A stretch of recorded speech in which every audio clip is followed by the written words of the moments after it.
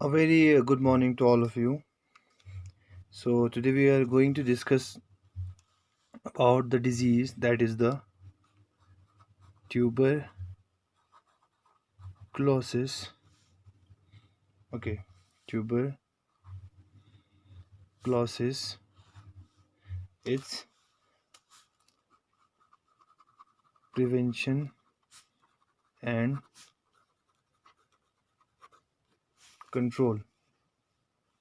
सो आज हम पढ़ेंगे कि ट्यूबरक्लोसिस कैसे होता है, ठीक है, कौन से कॉजेज़ हैं जिसकी वजह से ट्यूबरक्लोसिस होते हैं और कैसे हम ट्यूबरक्लोसिस से प्रिवेंट कर सकते हैं, ठीक है, और कैसे उस ट्यूबरक्लोसिस को हम डिज़ीज़ को हम कंट्रोल कर सकते हैं, ठीक है। तो हमने लास्ट लेक्चर में पढ़ा था जूनोसिस के बारे में, ठीक है। तो जूनोसिस मीन्स वो डिजीज़ जो एनिमल से ह्यूमन में ट्रांसफ़र होता है। तो एक डिजीज़ है that is the tuberculosis. So tuberculosis is a contagious infection that usually attacks your lungs। ठीक है, तो जो ट्यूबरक्लोसिस है वो क्या है, कंटेजियस डिजीज़ है, ठीक है, which mainly infects your lungs और आवर लंग्स। तो जो उसका मेन टारगेट है that is our lungs, but it can also infect the other body parts like brain, spine, etcetera, ठीक है। तो दूसरे बॉडी पार्ट्स को भी ये इन्फेक्ट कर सकता है, जैसे कि हमारा ब्रेन है या स्पाइन है, ठीक है। तो ये जो डिजीज़ है it is caused by a bacteria जिसको हम क्या बोलते हैं, माइकोबैक्टीरियम ट्यूबरक्लोसिस, या इसको हम सिंपली बोल सकते हैं दैट इज़ टीबी बैसिलस। सो ये जो बैक्टीरिया है it's the main microorganism which cause this infectious disease that is the tuberculosis। 20th century में TB was a leading cause of death in United States,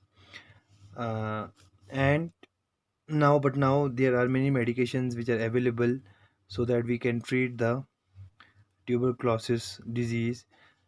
Many antibiotics, many vaccines are available, and the duration of the medications is about 6 to 9 month or 30 months, ठीक है। तो ये थोड़ा सा introduction था tuberculosis के बारे में।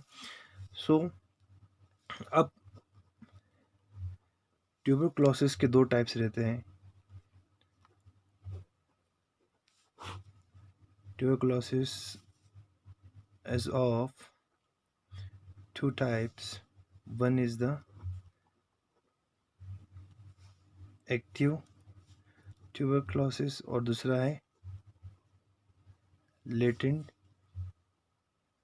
ट्यूबरक्लोसिस। तो आपको नाम से पता चल रहा है, active that is active and which cause that infection, और दूसरा लेटेंट, ठीक है, जो आपके बॉडी में प्रेजेंट होगा but it do not generate any symptoms in your body or it can not infect your body, ठीक है।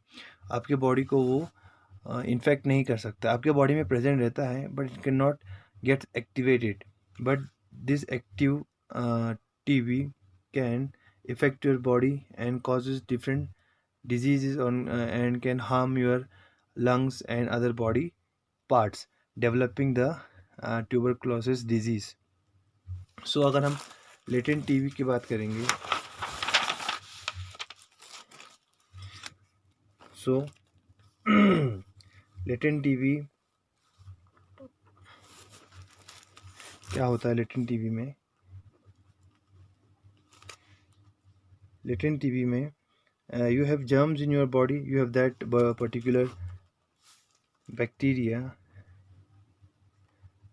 in your body but they are in latent और इनएक्टिव स्टेट। आपके बॉडी में वो बैक्टीरिया प्रेजेंट तो होगा, but वो latent state में होगा या इनएक्टिव स्टेट में होगा, because your immune system keeps them suppressed, ठीक है। और we can say that they keep them in inactivated form,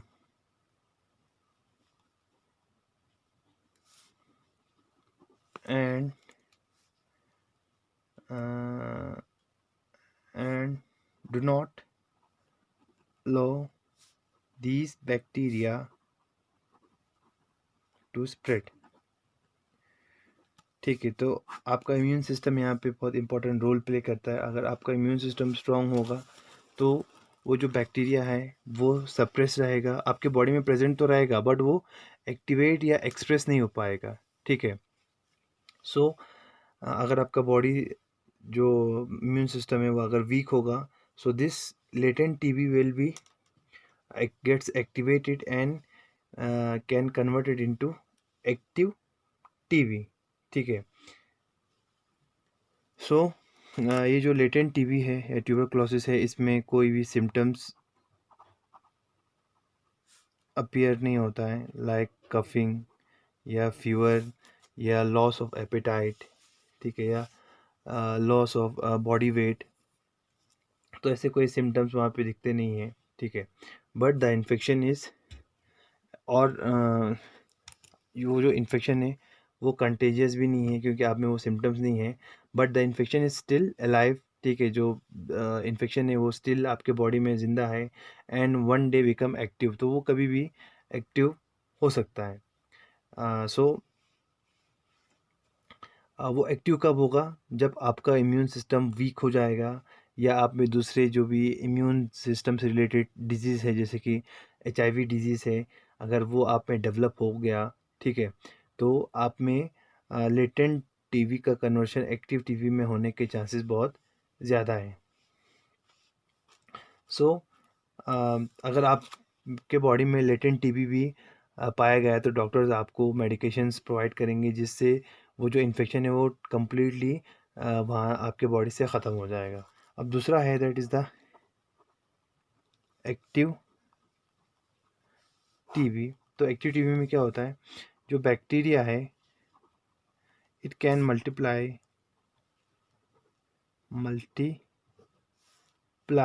and can make you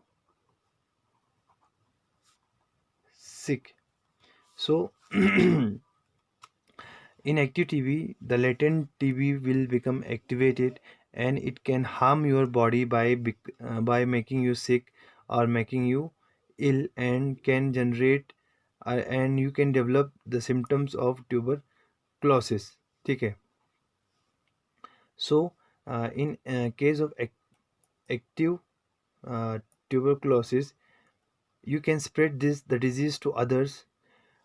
So 90% of the active cases in adult come from A latent TB infection, ठीक है। तो इस case में क्या होता है, बैक्टीरिया है वो मल्टीप्लाई होगा, ठीक है, और वो आपको बीमार भी कर सकते हैं और साथ साथ में आप उस इन्फेक्शन को दूसरे लोगों तक भी स्प्रेड कर सकते हैं, ठीक है। और जो ये 90% अगर हम एक्टिव टीबी की बात करेंगे तो 100% में से 90% जो एक्टिव टीबी है वो कहाँ से डेवलप हुआ है, it develop from the latent TB, ठीक है। तो ऑलमोस्ट 60% पॉपुलेशन में जो ट्यूबरक्लोसिस पाया जाता है, बट वो किस फॉर्म में होगा, लेटेंट टीबी के फॉर्म में होगा। बट इन फ्यूचर अगर इम्यून सिस्टम कमज़ोर हो गया या कोई भी दूसरी डिजीज़ डेवलप हो गए तो वो लेटेंट टीबी को मौका मिल जाता है कि वो एक्टिव टीबी में कन्वर्ट हो सके और आपको इन्फेक्ट कर सके और आपको सिक कर सके, ठीक है। और अब जो ये एक्टिव हो या लेटेंट हो, दोनों एक्टिव और लेटेंट दोनों can also be drug resistance. तो ये बैक्टीरिया की एक कैपेसिटी है कि अगर हम कंटिन्यूअसली ड्रग्स यूज़ करते रहेंगे तो वो according to that environment adapt, ठीक है, वो उस इन्वायरमेंट के हिसाब से एडाप्ट हो जाता है और उसमें कुछ ऐसे चेंजेस आ जाते हैं जिससे अगर हम ड्रग्स उसको देंगे तो वो ड्रग्स को रेजिस्ट करता है, ठीक है, उस ड्रग से वो मरता नहीं है। तो ऐसे स्ट्रेन्स को हम क्या बोलते हैं?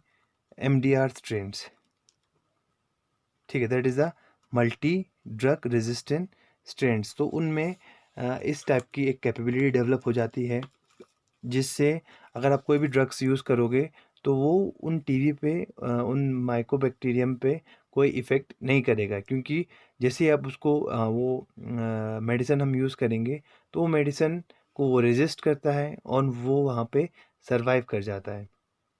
So these strains are very harmful, and this can also uh, prove to be very fatal for that organism। तो ये जानलेवा भी साबित हो सकता है, क्योंकि अगर हम मेडिकेशन यूज़ कर रहे हैं और मेडिकेशन उस पर्टिकुलर माइकोबैक्टीरियम पे कोई इफ़ेक्ट नहीं कर रहा है तो हमारे ड्रग्स या मेडिकेशन यूज़ करने का कोई फ़ायदा नहीं है, ठीक है। तो इसीलिए ऐसे स्ट्रेंस के लिए डॉक्टर्स मेनली प्रेफर करते हैं मल्टीपल ड्रग्स, ठीक है।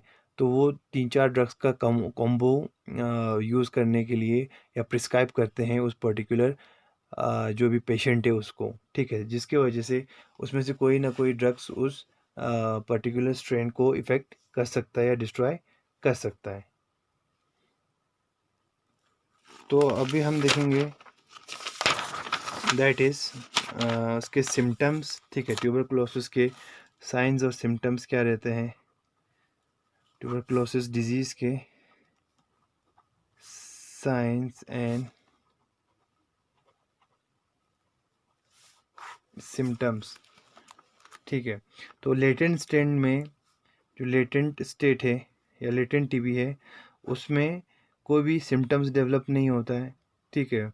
और हमने अगर कोई स्किन या ब्लड टेस्ट किया तो वो आपको बता सकता है कि वहाँ पे आपके बॉडी में टीबी प्रेजेंट है कि नहीं। बट जो एक्टिव टीबी है वो आपके बॉडी को इन्फेक्ट करता है और आप में साइंस और सिम्टम्स डेवलप करता है, ठीक है। तो जो सिम्टम्स है एक्टिव टीबी के, दैट इज़ सबसे पहले कफ, ठीक है, खांसी, और वो खांसी कंटिन्यूअसली 3 वीक्स तक, ठीक है। अगर आपको 3 वीक्स तक कफ हुआ तो आप डॉक्टर के पास जाके आप डॉक्टर से कंसर्न कर सकते हो और अपना टेस्ट करा सकते हो, ठीक है। तो आपने एडवर्टाइजेज में देखा होगा, कैसे बोलते कि 3 हफ्ते से आप ज़्यादा खांसे तो आपको टीबी होने के चांसेस हैं, ठीक है। सो अगर आप 3 हफ्ते से ज़्यादा कंटिन्यूअसली खांसे तो आप डॉक्टर से कंसर्न कर सकते हो। तो वो एक सिम्टम्स है किसका?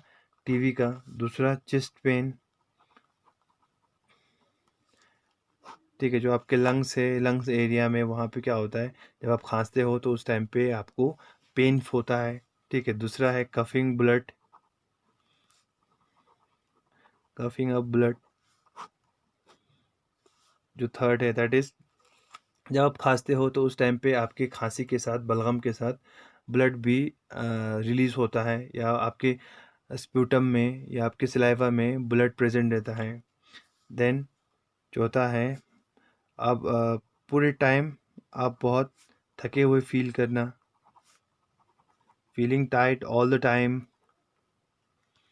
देन पसीना मेनली ड्यूरिंग नाइट्स, ठीक है, that is night sweats. Then chills, सर्दी लगना, fever, loss of appetite, that is loss of weight, या खाना खाने का मन नहीं करना, सॉरी, लॉस ऑफ वेट नहीं, loss of appetite, that is खाना खाने का भूख नहीं लगना। देन वेट लॉस, तो आपका वेट लॉस होना, ठीक है।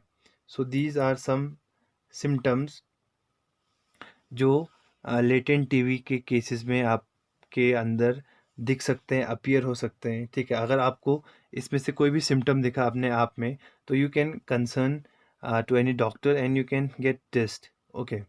So these are the symptoms, that is chest pain, main first है cough more than 3 weeks, then chest pain, then coughing up blood, then feeling tired all the time, then night sweats, chill, fever, loss of appetite, weight loss.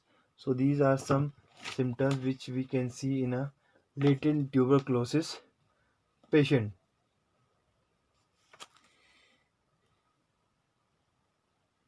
सो ये कुछ symptoms थे। तो जो main target रहता है किसका, tuberculosis का, जो माइकोबैक्टीरियम का, वो रहता है लंग्स, ठीक है। बट कुछ एक्सट्रीम केसेस में वो लंग्स से ब्लड में एंटर हो जाता है, and from blood it can spread to different parts of the body. तो different parts of the body में वो स्प्रेड हो सकता है, ठीक है, अगर उस टीबी का हमने वक्त पे ट्रीटमेंट नहीं किया तो। जैसे कि बोन्स, अगर वो बोन्स में एंटर हो गए थ्रू ब्लड स्ट्रीम, अगर वो बोन्स में एंटर हो गए, so there may be spinal pain and joint destruction. तो वहाँ पे क्या होगा, स्पाइनल पेन होगा, स्पाइनल पेन, ठीक है, जॉइंट डिस्ट्रक्शन, ठीक है, आपके स्पाइंस में और आपके जो जॉइंट्स हैं वहाँ पे पेन स्टार्ट होगा। देन अगर वो ब्रेन में एंटर हुआ through the blood stream, it can cause meningitis, ठीक है, इट कैन कॉज मेनिंजाइटिस, एक ब्रेन डिजीज़ है, ठीक है। देन अगर वो लिवर और किडनी में एंटर हुआ तो इट कैन, किडनी या ब्रेन में, सॉरी, लिवर में एंटर हुआ, तो अगर वो किडनी में एंटर हुआ तो जो फिल्ट्रेशन प्रोसेस है उसमें वो हिंड्रेंस डेवलप कर सकता है, ठीक है। या जो फिल्ट्रेशन है उसमें वो मतलब अच्छे से जो भी फिल्ट्रेट है वो उसमें एज ए हिंड्रेंस, या क्या बोलते, हम ऐसा बोल सकते हैं कि जो प्रोसेस है फिल्ट्रेशन प्रोसेस, ठीक है, उसमें वो रुकावट कर सकता है। देन अगर हम लीवर की बात करेंगे, सो अगर उसने, अगर किडनी को इन्फेक्ट किया या किडनी को किडनी में एंटर हुआ, तो क्या होता है, मेनली जो यूरिन है उस यूरिन में ब्लड का जो फ्लो है, वो ब्लड एंटर होना स्टार्ट हो जाता है। तो इसका मतलब ये है कि आप जब यूरिन करोगे तो यूरिन के साथ आपका ब्लड भी यूरिन के साथ पास होगा, ठीक है। तो वहाँ पे प्रॉपर फिल्ट्रेशन नहीं हो पाएगा अगर वो ये जो इन्फेक्शन है वो किडनी में एंटर हुआ तो, ठीक है। अगर हार्ट में एंटर हुआ ये जो माइकोबैक्टीरियम बैसिलस है, सो इट कैन, अगर हार्ट में एंटर हुआ, so it can impair the heart, it can impair the heart ability to pump blood, resulting in cardiac tamponade, cardiac tamponade, ठीक है। सो अगर वो ब्लड में एंटर हुआ तो वो ब्लड की जो हार्ट बीटिंग एबिलिटी है, ठीक है, उसमें उसको इम्पेयर कर सकता है, जिससे उस पर्सन में एक टाइप का डिजीज डेवलप होता है, that is a cardiac tamponade, ठीक है, which can be very fatal, which can prove be very fatal. So अगर हमने वक्त पे ट्रीटमेंट नहीं किया तो हमारे दूसरे बॉडी पार्ट्स में एंटर होकर हमारे दूसरे बॉडी पार्ट्स को भी वो इन्फेक्ट कर सकता है। सो अभी हम देखेंगे ट्यूबरकुलोसिस कॉजेज, ठीक है, किसकी वजह से होता है। अभी हमने ऑलरेडी डिस्कस किया, बैक्टीरिया की वजह से, that is a mycobacterium bacillus, ठीक है। तो ट्यूबरकुलोसिस वैसे ही स्प्रेड होता है जैसे कि जो कॉमन कोल्ड या फ्लू डेवलप स्प्रेड होता है, ठीक है, through air. So it is a contagious disease which can spread through air, and you can also get, you can develop TB, or you can you can get infected only when you come in contact with the people you who have it, ठीक है। अगर किसी को tuberculosis है, अगर आप उसके contact में आ गए तो आपको भी ट्यूबरक्लोसिस हो सकता है, ठीक है, क्योंकि it's a contagious disease and it mainly spreads through air, ठीक है, through in the form of droplets, या जो अगर वो स्नीज करता होगा या बात करता होगा तो ड्रॉपलेट्स के थ्रू वो आपके बॉडी में एंटर हो सकता है। अब जो ट्यूबरक्लोसिस है, ठीक है, वो मेनली किन लोगों में डेवलप होने के चांसेस ज़्यादा है, या किन लोगों को रिस्क फैक्टर ज़्यादा है, ठीक है, जिसमें इजीली जो ट्यूबरक्लोसिस है वो स्प्रेड हो सकता है। जैसे कि अगर आपका कोई फैमिली मेम्बर होगा, अगर उसको टीबी है और आप उसके कांटेक्ट में हो तो आपको टीबी हो सकता है, ठीक है। या आपको कोई फ्रेंड होगा जो ट्यूबरक्लोसिस पेशेंट्स के साथ डील करता है और वो आप उसके साथ घूमोगे तो आप में भी वो टीबी डेवलप होने के चांसेस है।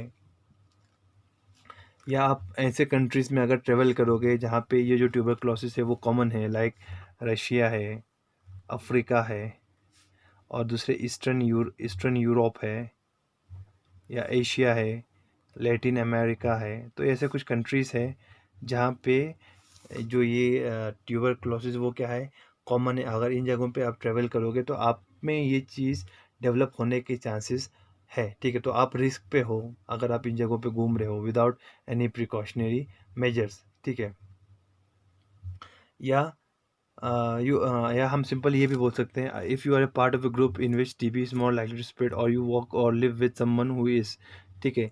तो या आप उन लोगों के साथ काम करते हो, या आप हॉस्पिटल में काम करते हो, या आप उन लोगों के साथ मोस्टली रहते हो जहाँ पे जिन लोगों को टीबी है, या जिनमें टीबी फैलने के जो वो है, इनका इनकम ज़्यादा है, तो उन लोगों के साथ अगर आप रहोगे तो आप में टीबी डेवलप हो सकता है। या आप जो एचआईवी जिनको इन्फेक्टेड किया है जिन लोगों को, तो अगर आप उनके साथ भी रहोगे, या कुछ जो लोग हैं जो जेल में रहते हैं अगर उनके साथ आपके कॉन्टैक्ट्स हैं, ठीक है, तो आप में भी वो टीबी डेवलप हो सकता है। अगर आप उनके साथ कांटेक्ट में ज़्यादा ज़्यादा टाइम अगर उनके साथ कांटेक्ट में रहे तो आप में टीबी डेवलप, या आप में भी टीबी का इन्फेक्शन हो सकता है।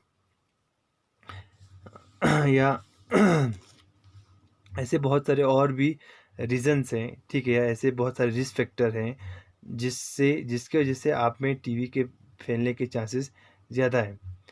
सो नॉर्मली क्या होता है, एक स्ट्रॉन्ग इम्यून सिस्टम हेल्प करता है हमें इस बैक्टीरिया से लड़ने के लिए। बट अगर आपका जो इम्यून सिस्टम है वो डिफेक्टेड होगा, ठीक है, तो आप इस बैक्टीरिया से लड़ नहीं पाओगे, ठीक है। जैसे कि आपको एचआईवी या एड्स हुआ हो, या आप में डायबिटीज़ है, या आपको सीवियर किडनी प्रॉब्लम्स है, या आपको हेड या नेक कैंसर है, ठीक है, या अगर आप कैंसर ट्रीटमेंट करा रहे हो जैसे कि कीमोथेरेपी करा रहे हो, तो आप में ये चीज़ आपका इम्यून सिस्टम ऑलरेडी वीक है तो टीबी आपको इजीली कैप्चर कर सकता है, ठीक है। या अगर आपका ऑर्गन ट्रांसप्लांटेशन हुआ है, ठीक है, और आप मेडिकेशंस पे हो जैसे कि इम्यूनोसप्रेसेंट्स है, अगर इम्यूनोसप्रेसेंट्स आप यूज़ कर रहे हो, ठीक है, ऑर्गन ट्रांसप्लांटेशन आपने किया है, या मैंने उससे पहले कहा आपको दैट इज़ कीमोथेरेपी आप कर रहे हो, तो ये जो कुछ ये कुछ मेडिकेशंस है, या मेडिकेशन नहीं हम क्या बोलते हैं उसको, ट्रीटमेंट है, ठीक है। ये कीमोथेरेपी मेनली ट्रीटमेंट है किसका, कैंसर का। ऑर्गन ट्रांसप्लांटेशन का हम इम्यूनोसप्रेसेंट्स यूज़ करते हैं ताकि आपका इम्यून सिस्टम जो ग्राफ्ट है उसको रिजेक्ट ना कर सके, जिससे आपका वो थोड़ा सा इम्यून सिस्टम को सप्रेस कर देता है। तो अगर ये इसकी वजह से क्या होगा, आपका जो इम्यून सिस्टम है वो वीक हो जाएगा। तो अगर आपके बॉडी में माइकोबैक्टीरियम एंटर हुआ तो आपका इम्यून सिस्टम उसको वीक नहीं कर पाएगा, उसके साथ फाइट नहीं कर पाएगा, और आप में जो ये दैट इज़ माइकोबैक्टीरियम के जो सिम्टम्स है वो डेवलप हो जाएंगे। और मेनली एक रीज़न है दैट इज़ द जो बच्चे हैं, ठीक है, बेबीज़ या यंग चिल्ड्रंस हैं जिनका इम्यून सिस्टम अभी डेवलप हो रहा है, तो उनमें टीबी होने के चांसेस बहुत ज़्यादा रहते हैं, ठीक है।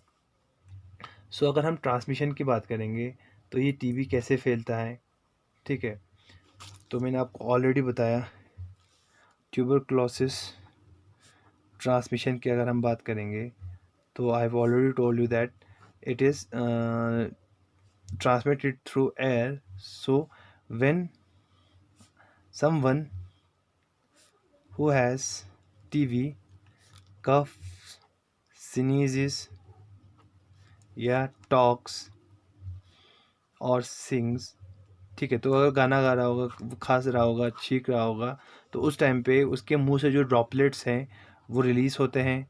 तो उन ड्रॉपलेट्स में जो बैक्टीरिया है वो प्रेजेंट हो सकता है। तो जब आप सांस लोगे तो उस टाइम पे वो जो बैक्टीरिया है वो through the air it will enter into your body and can infect you. ठीक है, तो आपको भी वो बैक्टीरिया आपके बॉडी को भी इन्फेक्ट कर सकता है अगर आप ऐसे लोगों के साथ कांटेक्ट में होंगे, ठीक है, जिनको ट्यूबरकुलोसिस है। ठीक है, तो वो जब खांसेंगे या जब वो बात करेंगे, जब वो गाना गाएंगे, या अगर कोई भी जब वो स्नीज करेंगे, तो उस टाइम पे जो बैक्टीरिया है वो in the form of droplets spread into the air, and from air it enters into your body. ठीक है, so TB is not easy to catch. You usually have to spend a long time around someone who has a lot of bacteria in their lungs. तो easily नहीं फैलता। अगर आप 1 या 2 घंटे के लिए किसी टीबी पेशेंट के साथ रहोगे तो वो आपके बॉडी में एंटर होने के चांसेस बहुत कम है। तो उसके लिए आपको एक लंबा समय स्पेंड करना पड़ेगा किसी टीबी पेशेंट के साथ, तभी वो आपके बॉडी में एंटर हो सकता है। तो इन मोस्ट केसेस, हाँ, मे बी 1 दिन भी आपने स्पेंड किया, अगर वो छींका तो उसके ड्रॉपलेट्स आपके मुंह में चले गए तो उससे भी डेवलप हो सकता है। बट इन मैक्सिमम केसेस क्या होता है कि जब आप एक लंबा टाइम उसके साथ स्पेंड करोगे तभी आपके बॉडी में जो टीबी के बैक्टीरिया है वो एंटर होगा। ठीक है, सो अब हम देखेंगे tuberculosis test and diagnosis. Test and diagnosis, ठीक है, तो हम कैसे टेस्ट करते हैं और कैसे डायग्नाइज करते हैं कि उस पर्टिकुलर पर्सन को टीबी है कि नहीं। तो normally there are 2 common test. ठीक है, एक को बोलते हैं हम स्किन टेस्ट, ठीक है, दूसरा है ब्लड टेस्ट।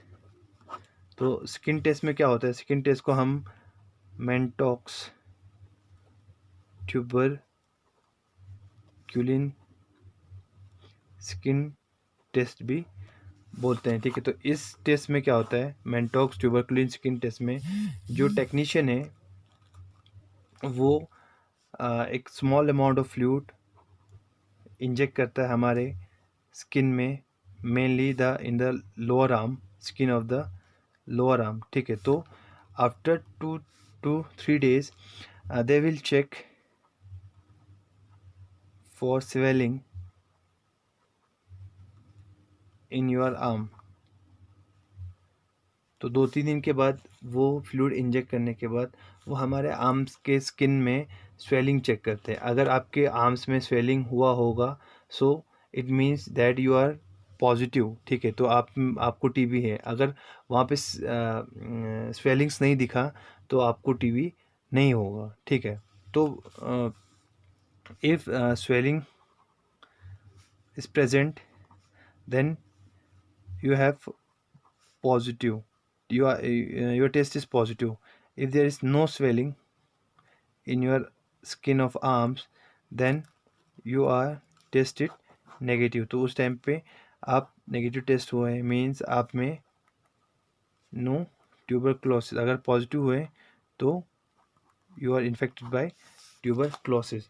तो ये जो स्किन टेस्ट है इट्स नॉट 100% अप्रोप्रिएट। ठीक है, तो ये 100% अप्रोप्रिएट नहीं है, क्योंकि कभी कभार ये फॉल्स पॉजिटिव और फॉल्स नेगेटिव भी दिखा सकता है। ठीक है, अगर आपको जो BCG वैक्सीन है, आपने BCG वैक्सीन अगर इंजेक्ट किया होगा तो उसमें that is a bacillus Calmette Guerin, तो उस पर्टिकुलर बंदे में उसके स्किन में स्वेलिंग डेवलप हो सकता है due to this bacillus Calmette Guerin की वजह से, BCG की वजह से। ठीक है, so this can result into a false positive. Okay, then या हम ऐसे बोल सकते हैं लाइक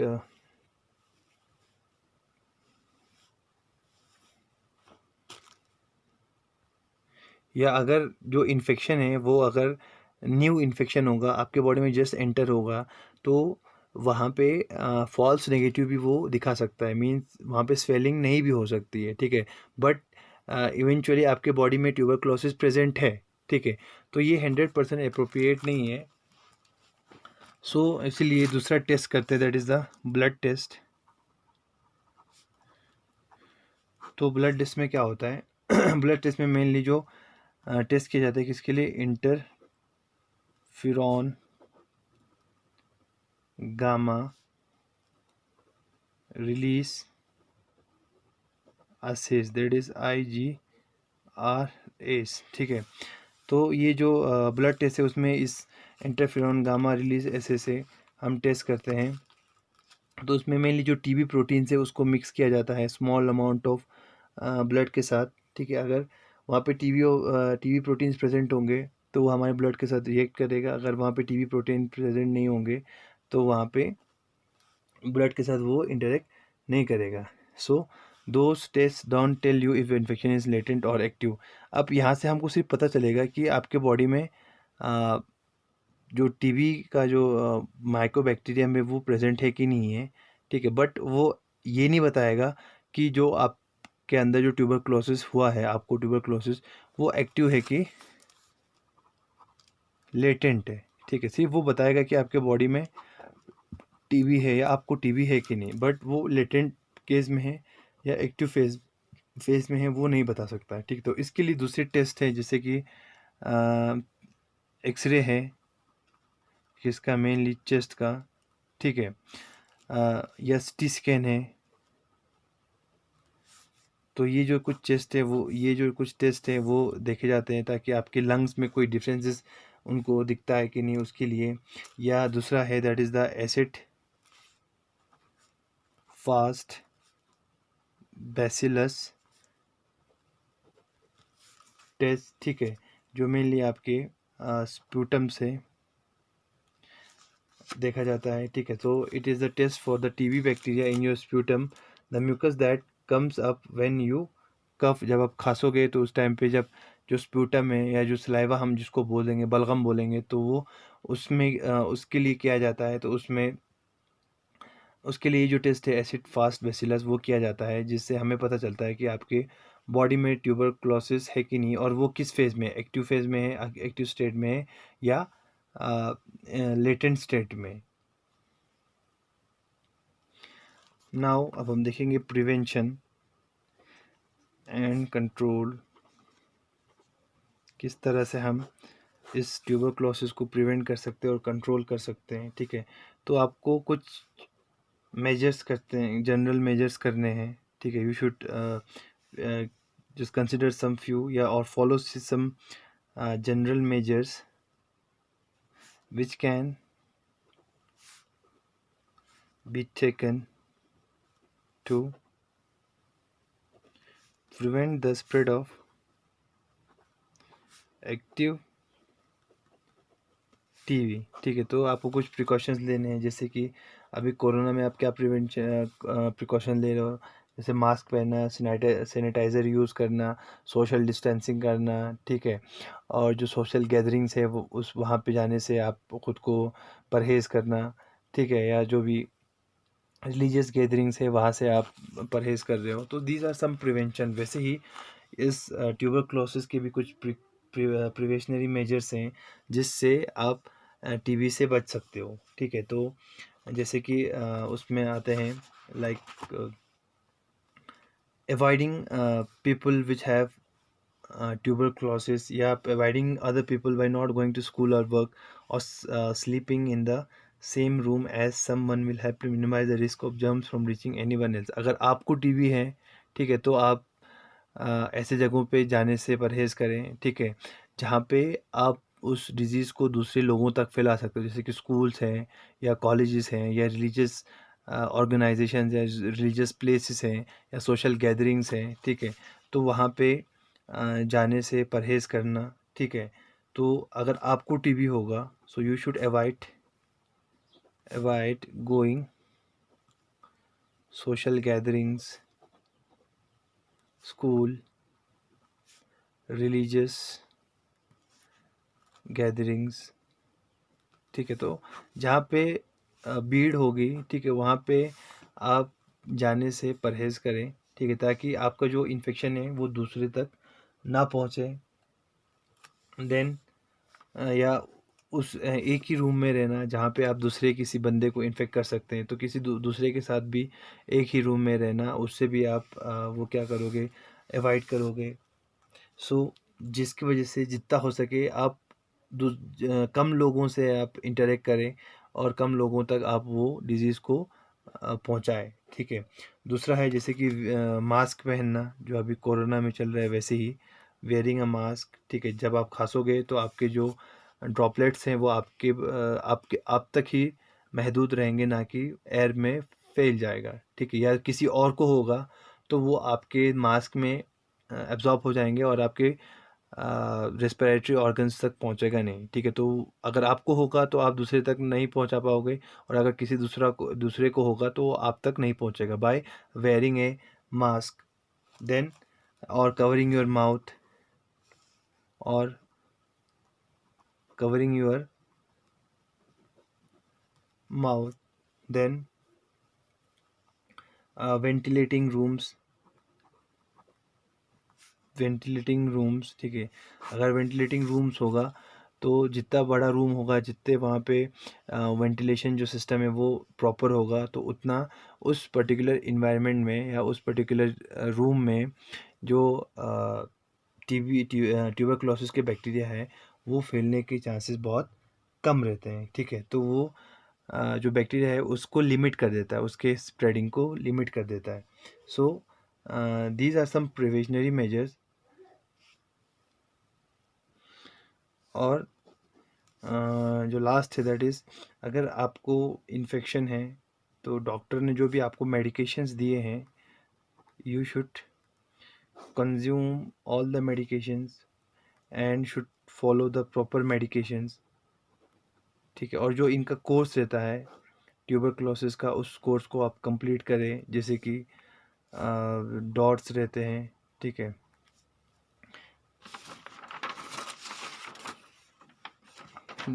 तो that is directly observe therapy. तो उसमें क्या डॉट डॉट में क्या रहता है, एक पर्टिकुलर जो कोई भी मेडिकल प्रोफेशनल होगा, ठीक है, उसको आप पे नज़र रखने के लिए रखा होगा कि आप प्रॉपर मेडिकेशंस ले रहे हो कि नहीं हो, फिर आपका टाइमली चेकअप होगा, ठीक है। तो वो डॉट में आता है, that is the direct observe therapy, directly observe therapy. तो किसी मेडिकल स्टाफ को अ, आपके साथ अटैच कर दिया जाएगा, ठीक है। तो वो आपके प्रॉपर मेडिकेशंस को चेक करेगा, और जब भी मेडिकेशंस ख़त्म होंगे तो वो आपको वो मेडिकेशंस प्रोवाइड करेगा, ठीक है। सो आपको अपना जो मेडिकेशंस है वो प्रॉपर टाइम पे लेना है, और जब तक वो कोर्स कंप्लीट नहीं होना है तब तक आपको वो मेडिकेशंस लेते रहना है, ताकि जो इन्फेक्शन है वो कम्प्लीटली आपके बॉडी से ख़त्म हो जाए, ठीक है। और उन जगहों पे जाने से आपको अवॉइड करना है जहाँ पे जो इन्फेक्शन है उसके फैलने के चांसेस ज़्यादा हैं, जैसे कि कोई टीबी हॉस्पिटल होगा, या जो क्राउडेड जगह है जहाँ पे आपको लगता है कि वहाँ पे टीबी पेशेंट्स हो सकते हैं, तो उन जगहों जगहों पे जाने से आपको क्या करना है, अवॉइड करना है। अगर आप वहाँ पे गए भी तो एक प्रॉपर मास्क पहन के या एक प्रॉपर माउथ कवर पहन के आपको वहाँ पे जाना है, ठीक है। सो ऐसे कुछ मेडिसिन भी प्रेजेंट हैं, ठीक है। जैसे कि ट्यूबरक्लोसिस वैक्सीन है, ट्यूबरक्लोसिस वैक्सीन्स हैं, ठीक है। तो कुछ कंट्रीज़ में जो चिल्ड्रंस हैं उनको वैक्सीन्स दिया जाता है ट्यूबरक्लोसिस के, ठीक है, जिसको मेनली हम क्या बोलते हैं, BCG, that is bacillus Calmette Guerin. तो children in countries where TB is common often get the BCG vaccine, जहाँ पे कॉमन है ये ट्यूबरक्लोसिस, तो उन कंट्रीज़ में बच्चों को ये वैक्सीन दिया जाता है, दैट इज़ द BCG। तो यूनाइटेड स्टेट्स में BCG को वाइडली यूज़ किया नहीं जाता है, ठीक है। एंड ये ज़रूरी नहीं है कि BCG ऑलवेज उस पर्टिकुलर चिल्ड्रन को ट्यूबरक्लोसिस से बचाए, ठीक है। कभी कभार BCG की डोज लेने के बाद भी उसमें ट्यूबरक्लोसिस डेवलप हो सकता है, ठीक है। सो doctors mainly recommend it only for children living with someone who has an active TB infection with a very drug resistant strain or can't take antibiotics। तो डॉक्टर्स मेनली उसको उन बच्चों को रिकमेंड करता है जो मेनली एक एक्टिव टीबी पेशेंट के साथ रहता हो, ठीक है। और वो एक्टिव टीबी पेशेंट में जो ट्यूबरक्लोसिस स्ट्रेन है वो क्या है, मल्टी ड्रग रेजिस्टेंस है या ड्रग रेजिस्टेंस स्ट्रेन है, ठीक है। तो उन्हीं बच्चों में डॉक्टर्स यूनाइटेड स्टेट की बात कर रहा हूँ, वहाँ पे उन बच्चों को वो रिकमेंड करते हैं, that is the BCG, okay. So ऐसे बहुत सारे दूसरे वैक्सीन्स हैं जो डेवलप हुए हैं और उनको टेस्ट किया गया है BCG के अलावा। सो वैक्सीन्स के साथ साथ कुछ ड्रग्स भी प्रेजेंट है, ठीक है, जो इस ट्यूबरक्लोसिस बैक्टीरिया को डिस्ट्रॉय या किल कर सकता है, ठीक है। अगर आप में लेटेंट TB है, ठीक है, जो डॉक्टर से मेनली प्रेफर करते हैं कुछ ड्रग्स, दैट इज़ आइसोनिazid या रिफापेंटाइन या रिफामाइसिन या रिफाम्पिन, ठीक है, इधर अलोन और कंबाइंड, ठीक है। तो ये जो कुछ ड्रग्स हैं ये प्रेफर करता है या प्रिस्क्राइब करता है कौन, डॉक्टर, जब आपको लेटेंट TB होगा। तो आपको ये ड्रग्स लेने हैं कम से कम 9 मंथ्स तक, तभी जाके जो बैक्टीरियल इन्फेक्शन है वो आपके बॉडी से ख़त्म हो जाएगा, ठीक है। देन अगर किसी को एक्टिव TB हुआ या एक्टिव TB है तो डॉक्टर्स क्या प्रेफर करते हैं, combinations of many drugs like ethambutol, isoniazid, ठीक है, पायराज़ामिडीन एंड रिफामिन। तो इसके कॉम्बो डॉक्टर प्रेफर करते हैं ताकि ये जो बैक्टीरियल इन्फेक्शन है वो आपके बॉडी से ख़त्म हो जाए। और it also last for 6 to 12 months, ठीक है। तो इसका कोर्स रहता है, तो आपको पूरा कोर्स कंप्लीट करना है। जब आप कोर्स कंप्लीट करोगे तभी आपके बॉडी में से वो इन्फेक्शन ख़त्म होगा, ठीक है।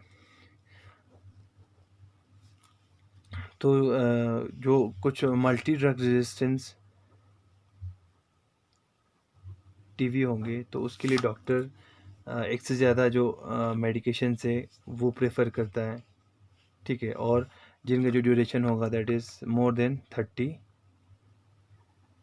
मंथ्स, ठीक है। तो आपको 30 मंथ्स तक वो जो कम्बिनेशन है या एक से दो ड्रग का जो कम्बो है वो आपको लेना है ताकि जो ड्रग रेजिस्टेंस TB है वो आपके बॉडी में से ख़त्म हो जाए, ठीक है। बट इस जो मल्टी ड्रग रेजिस्टेंस TB के लिए जो मेडिकेशन प्रिस्क्राइब करते डॉक्टर, उसके बहुत सारे साइड इफ़ेक्ट्स भी हैं। So these are some preventions and control measure for tuberculosis. फिर नेक्स्ट लेक्चर में हम पढ़ेंगे किसका, टाइफाइड का। Okay, thank you.